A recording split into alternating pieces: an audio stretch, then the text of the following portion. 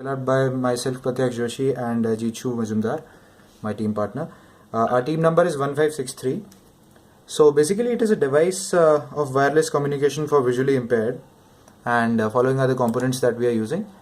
Firstly, the TI components that we are using are MSP430 microcontroller unit. Along with that we are using a CD74HC237 decoder and SN74LS148 an encoder, and the non-TI components that we'd be using would be a 16:2 LCD display, 230 volts AC to 5 volt DC power supply, an MXFS03V wireless receiver and transmitter, a 9 volt lithium ion battery, and HC05 Bluetooth modules.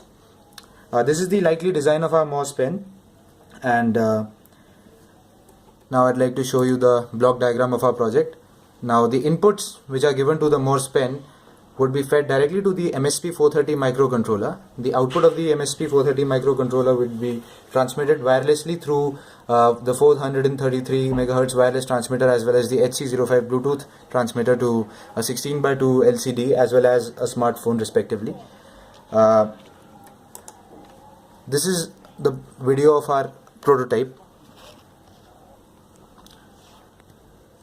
As you can see that the input is given by the user on the buttons of the reset, the DIDDA and the display right here. Now as you can see that the international Morse code chart is right in front of you, and this prototype is to show the deciphering of the Morse code. The push switches on the left, you can see, are for the reset, for DIDDA, and for Morse displaying and spacing. As you can see that the decoding of the Morse is happening, and the input which is being given by the user on the DIT and DA buttons is accurately being displayed on the 16:2 LCD display. A short press resembles a dot, a long press resembles a dash.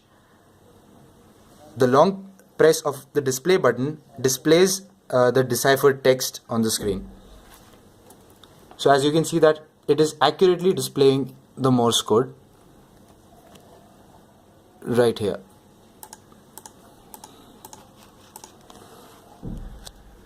Now this is the Morser app that we are working on, and this Morse pen would be linked to this Morser app. The deciphered text would be sent via Bluetooth to this Morser app, and the smartphone application can be used to transmit the data using various services on the application.